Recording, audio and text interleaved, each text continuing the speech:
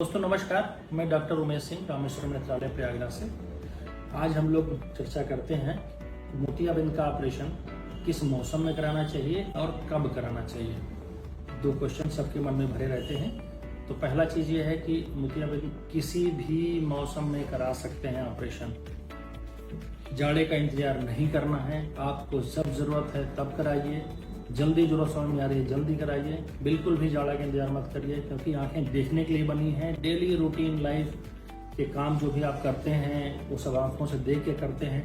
अगर आपको दिक्कत हो रही है तो आप क्यों टालेंगे जाड़े तक ऑपरेशन के लिए। आपको जरूरत है पहले कराइए। पहले के ज़माने में होता था कि जब हमारे पास टेक्नोलॉजी नहीं थी, बहुत एडवांस मशीनें नहीं थी, जैसे कि माइक्रोस्कोप जिससे हम लोग आंखों के अंदर देख के ऑपरेशन करते हैं। मोतियाबिंद आंख के अंदर है, उसको हमें देखना होता है। पीछे की झिल्ली होती है, उसको बचाना होता है, जिसमें हम लोग लेंस रखते हैं। तो पहले मशीनें नहीं थी, फैको मशीन नहीं थी, सिर्फ एक ही ऑप्शन था कि बड़ा सा चीरा लगाना है और उस पूरे मोतियाबिंद को निकालना है। तो पहले सर्जन ये बोलते थे कि मोतियाबिंद पका डालो, पूरा पक जाएगा तो एक साथ निकल जाएगा। बड़ा सा मोतिया रहता है करीब 10 mm का, तो इतना बड़ा चीरा लगाना पड़ता था। तो अब आज की डेट में चीरा नहीं लगा सकते, क्योंकि चीरे लगाने के जो साइड इफेक्ट हैं कि उसमें टाँके लगेंगे और टाँके भरने में टाइम लगता था करीब 1 महीने। तो 1 महीने पहले जमाने में होता था कि आपको नहाना नहीं है, पानी न जाने पाए, क्योंकि इन्फेक्शन का रिस्क है। टाँके भी पहले कभी टूट गए, कहीं लीक कर गए, कोई टाँके ढीले हैं, तो इन्फेक्शन का बहुत रिस्क रहता था। तो इसके लिए इसलिए बोलते थे कि ऑपरेशन आप लोग जाड़े में कराइए, क्योंकि 1 महीना आप बिना नहाए बिना बाल धुले आप नहीं रह सकते। जाड़ों में ही संभव है, इसीलिए समझाया जाता था पहले कि आप जाड़ों में ऑपरेशन कराइए। लेकिन आज की डेट में क्या हुआ, आज की डेट में हमारे पास फैको मशीनें आ गई। इतनी एडवांस फैको मशीनें हैं, कोल्ड फैको बोलते हैं, टॉर्जनल फैको हैं, जिनसे कि आपको ना के बराबर एनर्जी निकलती है, कोई टिश्यू डैमेज नहीं होता। एक प्रोब सीधे जाता है, जाके मोतियाबिंद को वहीं उसी अंदर जहाँ है उसी पोजीशन में काट काट के खाता जाता है। एस्पायरेशन पोर्ट से फैको पूरा कट करके खींचता जाता है, तो कुछ भी जख्म नहीं होता।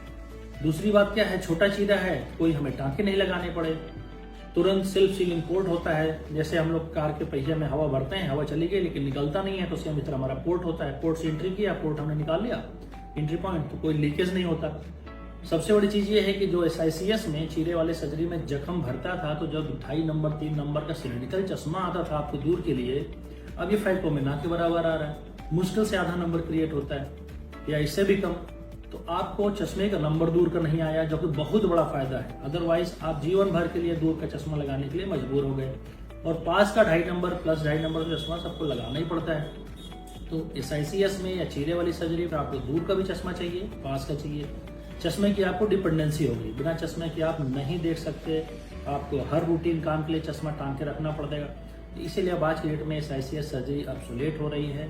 कोशिश करें कि SICS ना करा करके सीधे फैको में जाएं। फैको से कम आप जल्दी हीलिंग हो जा रही है और कम से कम नंबर आ रहा है, आपको बेहतर जी नजर पा सकते हैं आप पूरे लाइफ टाइम के लिए।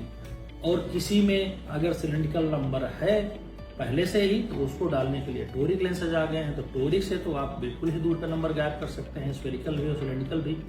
तो सबसे बड़ी ये क्लियर हो गया कि आपको ऑपरेशन किसी भी मौसम में करा लेना है।